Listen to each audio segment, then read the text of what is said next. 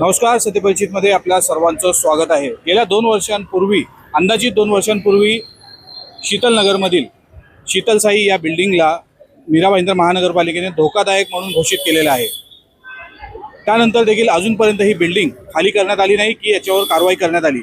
जवळपास 18 महिन्यांपूर्वी या इमारतीचा जो नळ कनेक्शन आहे ते कापण्यात आलं आणि आज मीरा भाईंदर महानगरपालिकेच्या प्रभाग 6 कडून ही बिल्डिंग तोडण्यात येणार होती. मात्र अजूनपर्यंत या ठिकाणी आयुक्तांच्या आदेशानंतरही प्रभाग अधिकारी या ठिकाणी पोहोचलेले नाही आहे. प्रभाग अधिकारी कुठे ना कुठे पोलिसांवर ढकलत आहेत आणि पोलीस हे पालिकांवर म्हणजे दोघांमध्ये समन्वय नसल्याचं दिसून येत आहे. या सर्व संदर्भात आपल्यासोबत बोलण्यासाठी समाजसेवक रोहित सुवर्ण आहेत. आपण त्यांच्याकडून जाणून घेऊया नक्की प्रकार काय. सर, काय सांगाल, ही जी बिल्डिंग आहे धोकादायक म्हणून कधी घोषित झाली आणि आजची परिस्थिती काय आहे? बघा, मीरा भाईंदर महानगरपालिकेच्या हद्दीमध्ये ग्रामपंचायत काळापासून काही इमारती आहेत. हा इमारत जवळजवळ काही नाही तरी 30 एक वर्ष जुना आहे. शीतलनगरचे जे जमिनीचे मालक आहेत आणि या इमारतीच्या मालकाच्या मध्ये टायटल क्लिअर कुठेतरी वाद चालू आहे किंवा रिडेव्हलपमेंटचा मुद्दा चालू आहे किंवा कोणतरी पॉलिटिकली याच्या मागे.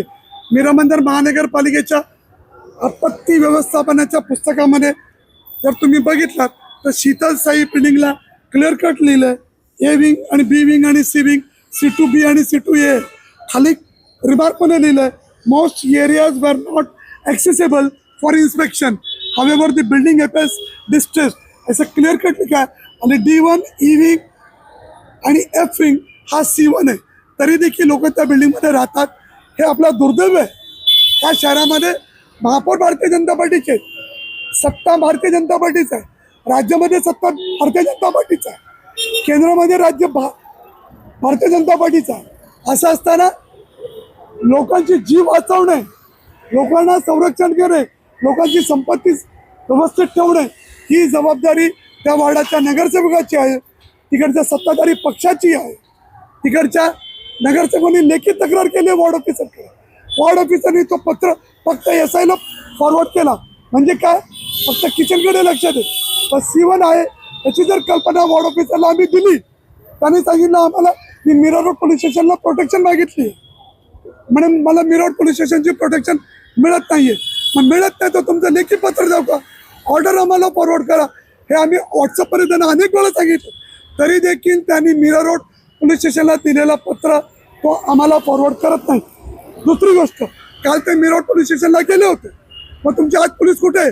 तुम्ही आम्हाला सांगितलं कुठल्याही परिस्थितीमध्ये आज सकाळी त्या बिल्डिंगमध्ये राहणाऱ्या लोकांना खाली करण्यात येईल. एकालाही महानगरपालिकेने खाली केली नाही. या ठिकाणी बांधकाम विभाग नाही आहे, या ठिकाणी वॉर्ड ऑफिसरचा स्टाफ नाही आहे, या ठिकाणी मीरा रोड पोलीस स्टेशनचा बंदोबस्त पण दिसत नाही. या पद्धतीने जर वॉर्ड ऑफिसर काम करत असतील याचा अर्थ ते स्थानिक नगरसेवकाची देखील दिशाभूल करीत आहेत. ही अत्यंत दुःखद बाब आहे आणि अत्यंत गंभीर आरोप मी त्यांच्यावर लावत आहे. पाहिजे तर माझ्या मोबाईलमध्ये त्यांनी जे काय म्हटलं त्या देखील माझ्या मोबाईलमध्ये रेकॉर्ड आहेत.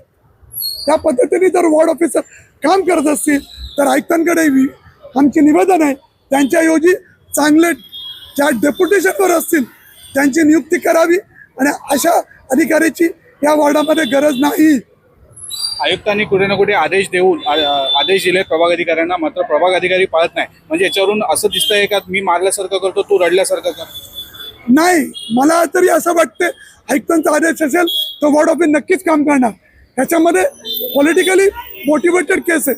नक्कीच कोणतरी स्थानिक मीरा भाईंदरचा कोणतरी स्थानिक सत्ताधारी पक्षाचा आमदार, खासदार किंवा कोणतरी नगरसेवक त्या बिल्डिंगच्या रिडेव्हलपमेंटच्या मागे त्याचा स्वार्थ लपलेला आहे.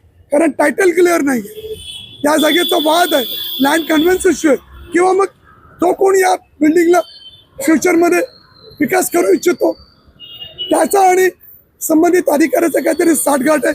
त्यामुळे ही कारवाई होत नाही. स्वतः वॉर्ड ऑफिसरनी दोन मेला पत्र दिलं आणि त्याच्यावर कारवाई कधी होते अजून नाही झाली. SI ला देखील आम्ही ही माहिती दिलेली आहे, त्यांना त्या पत्राची कॉपी पाठवली. गेल्या गुरुवारी मी आयुक्त साहेबांना देखील माझ्या मोबाईलमध्ये असलेलं पत्र दाखवलं, तरी आज कारवाई होत नाही. एक आठवडा 2 दिवसानंतर एक आठवडा होणार आहे.